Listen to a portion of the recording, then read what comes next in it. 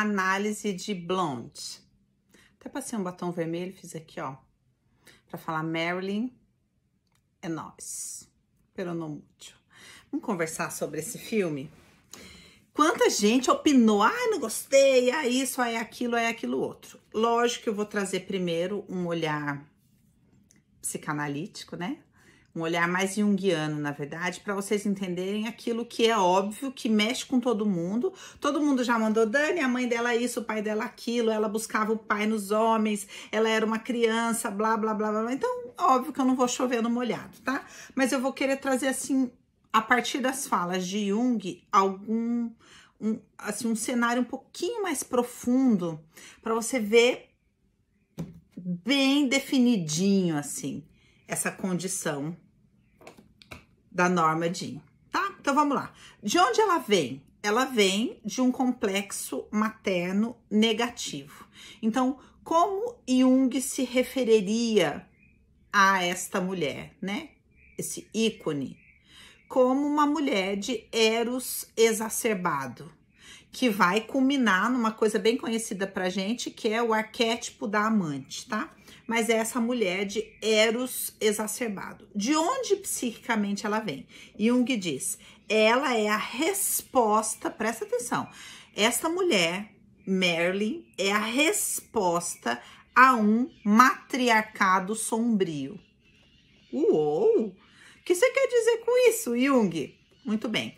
Ele fala sobre essa força do feminino, que é a mãe e o arquétipo materno, imbuído de uma destrutividade, que é propriamente a mãe dela, né? Aí entra aquelas polêmicas de, será que foi a mãe mesmo que tentou matar ela? Ou será que foi a avó? Enfim, a questão não é o quanto este filme é fidedigno, né, com relação à sua biografia, mas a gente tá falando de um todo. Se você assistir outros documentários, você vai ver que onde tem fumaça tem fogo, né? Então o filme ali traz questionamentos bem importantes. Agora, psiquicamente, é isso que nos interessa. Ok, a gente já entendeu que a relação dela com a mãe era muito ruim, a mãe trazia para ela, né, todo um medo, toda uma raiva, toda uma coisa altamente desequilibrada, uma loucura, um desamparo.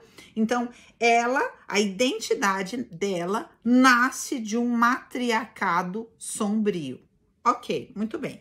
Essa filha, essa reação a esse matriarcado, através da exacerbação do Eros, através da exacerbação do exagero, desse apelo erótico e dessa sensualidade, qual que é o objetivo disso? Olha o que Jung diz.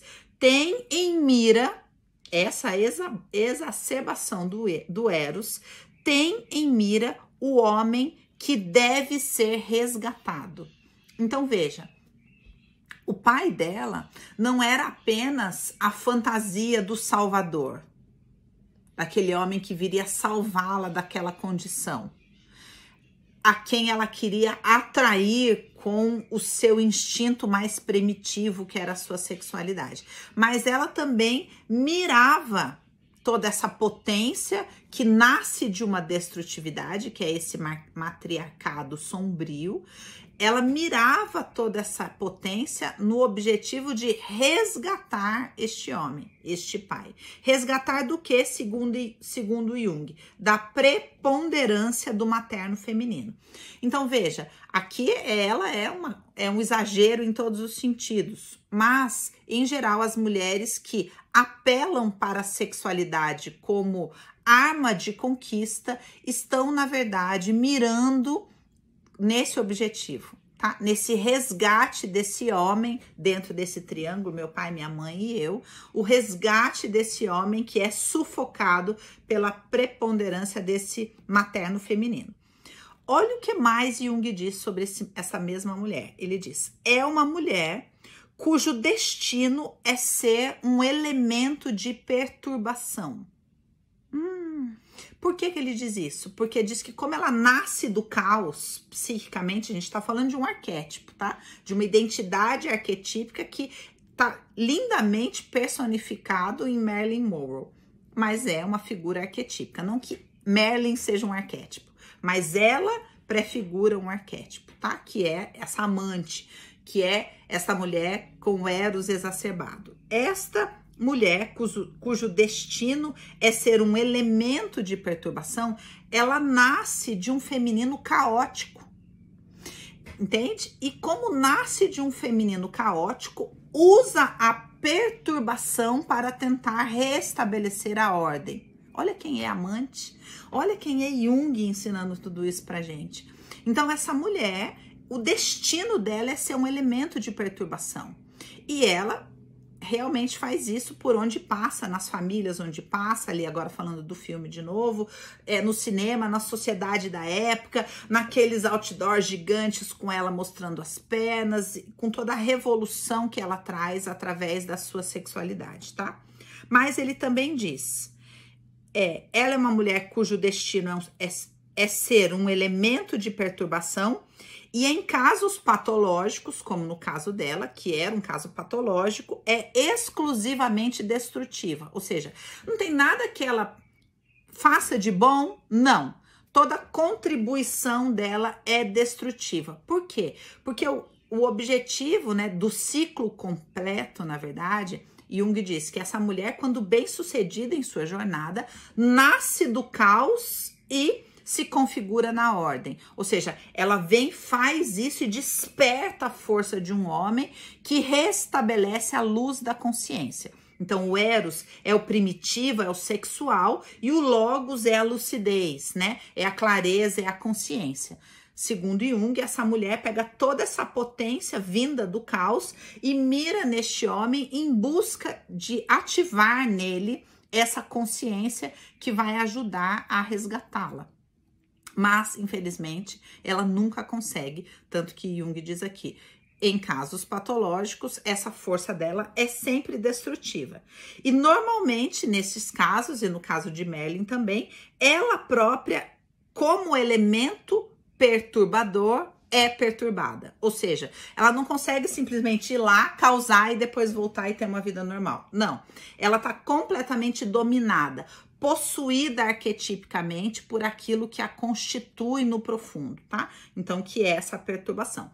Então, a gente vê isso manifesto na personalidade cindida dela, que vai ficando cada vez mais evidente. Cada investida que ela faz da sua potência sexual na tentativa de levantar um homem que a resgate, ela é abusada emocionalmente. Eu não vou citar aqui agora as cenas do filme que fazem alusão a abusos, a ideia não é essa, mas a ideia é que ela é abusada em toda a sua trajetória, né?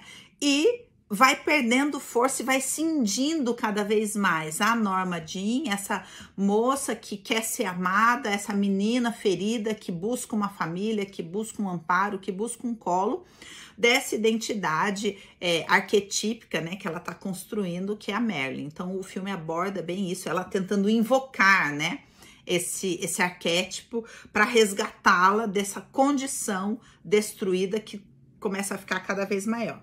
Essa é uma primeira questão. A segunda questão é que Jung também vai dizer que esta mulher, que ela também personifica, ali no caso, a loira burra, né? A mulher que não sabe o que está fazendo, a mulher que precisa de ajuda, ela é um receptáculo para a projeção dos homens. Então, o filme não aborda isso, mas a biografia dela fala sobre ela ter se envolvido com um homem enquanto ela tinha 20, esse homem tinha 70, esse homem sai do casamento e é ele que coloca ela nas redes sociais ali da época, né? E faz ela conhecer pessoas importantes. Então ela jogava muito bem, sabe? Ela usava muito bem, ela era muito inteligente, usando dessa ideia da loira burra, né? Que na verdade está sendo usada pelos homens. Então ela era uma empreendedora extraordinária, uma líder extraordinária, ela era uma mulher que tinha uma visão muito à frente do seu tempo, mas que não dominava bem a potência que emergia dela, tanto que ela foi seu principal alvo, né? Então ela, segundo Jung, é esse receptáculo dessas projeções, e o filme mostra lindamente isso quando ela anda e vê aqueles homens assim, como se estivessem babando, aquelas bocas abertas, aquela coisa horrorosa, né? Porque ela desperta o pior dos homens e não o melhor, como ela gostaria, né? E isso tende a ser o que emerge quando uma mulher se deixa dominar por esse patriarcado sombrio, por essa força primitiva, destrutiva, sexual, sem princípios, né? Porque essa é a questão. A ideia é que essa força seja canalizada de maneira construtiva e a gente usa o que para isso? Princípios. E são esses princípios que ela vai abrindo mão no decorrer da história, tá? Então ali ela se torna esse depositário projetivo que, na verdade, fisicamente acaba se configurando na quantidade de homens que a usam sexualmente. E aí o filme gasta bastante essa imagem aí. A outra questão importante é que uma mulher, quando vamos supor que ela consiga, né, utilizar essa arma e levantar um homem como esse resgatador, né, que ela procura que esse papaizinho que ela chama no filme seja, esse homem leve ela para um outro estágio. Que outro estágio? A maternidade, a constituição da família, a ressignificação de seu quadro infantil de destruição. Mas ela não consegue atravessar isso, então toda vez que se aproxima a maternidade, tem abortos, tem perdas, tem depressão e ela volta ao ciclo, né? E entra na destruição e esses homens não conseguem se comunicar direito ali com ela e ela vai lá e arranja outro homem para ela tentar fazer isso, outro casamento e vai de condição destrutiva em condição destrutiva. O que eu queria chamar a atenção aqui para nós, importante? Qual é o efeito que ela exerce sobre nós, né? Sobre os homens é óbvio, ela é o depositário da porção mais primitiva deles, né? Agora, e para as mulheres? Que lugar perigoso é esse que ela ocupa, né? É esse lugar de que uma mulher não precisa entrar na dor, ela pode escolher o caminho do poder. Por que as mulheres se fascinam por esta mulher, né? E por todas que seguem a mesma proposta? Porque dá essa ideia de que, independente de ter sido abusada, independente da indústria ser machista, independente do patriarcado, uma mulher pode usar o seu poder, né? E vencer. Só que elas nunca vencem, porque o caminho de vitória de uma mulher não passa por aí. É importante que a gente compreenda isso, né? E aí eu acho que esse filme contribui de uma maneira extraordinária, por isso que eu quis trazer ele. Por que que tá acontecendo tanta crítica? Quem critica? Quem tá bravo de ter que abrir mão desse ícone de poder. Então as mulheres falam, não gosto porque eu achei muito exagerada, por que aquela cena? Ou seja, por que que você quer deixar tão evidente para mim que o caminho de prostituição mata uma mulher? Eu não quero olhar para isso. Eu quero acreditar que por mais humilhada que eu seja, por mais usada sexualmente que eu seja, por mais marcada que eu esteja nisso, eu posso me levantar num outro dia, colocar um decote, passar um batom, a minha pinta e seguir, porque eu vou continuar exercendo poder. Entende? As mulheres gostam dessa ilusão, elas gostam dessa fantasia. E por quê? Porque isso é um orgulho espiritual da mulher. A mulher não consegue olhar e ver que, por exemplo, nós mulheres personificamos a alma. E a alma não quer ser usada, a alma não quer ser escravizada, a alma não quer que os seus valores nobres sejam destruídos. A alma quer ser acolhida, a alma quer viver segurança, a alma quer ser amada, quer ser respeitada, quer ser ouvida. Então, por que que choca tanto a gente quando a gente vê uma mulher sendo maltratada assim num filme? Porque no profundo a gente não vê uma mulher, a gente vê uma alma. Vê a condição da alma humana quando se deixa levar por esses valores vis, né? Pelos valores da sua porção animal e não da sua porção nobre. E ela tentou caminhar, né? Usando deste lugar como se ela fosse indestrutível. Vocês fazem isso comigo, mas no outro dia eu tô lá, linda, maravilhosa, como se nada estivesse acontecendo. Mas isso não é possível. A alma e a mulher não subsistem neste caminho, sabe? E aí, por último, que eu queria falar, então eu tô achando sensacional, acho que esse filme contribui maravilhosamente para as mulheres despertarem e entenderem. Isso é uma mentira. Quantas mulheres mais nós vamos ver morrer na solidão, no suicídio, nas drogas, por tomar este caminho do poder. O caminho do poder via sexualidade destrói uma mulher, destrói uma alma. E isso fica evidente no filme, né? E aí eu achei muito legal, algumas poucas mulheres falaram, olha, eu não gostei, eu acho que desnecessário. E é aí que eu queria falar com vocês assim. De primeiro, quando eu assisti o filme, apesar de muita gente me pedir, Dani, faz análise, faz análise, faz análise, eu pensei, não vou fazer, porque eu não quero contribuir para que outras mulheres assistam esse filme. Porque a gente não precisa mais disso, né, gente? Inclusive aqui, ó. A gente não precisa mais disso, não é mesmo?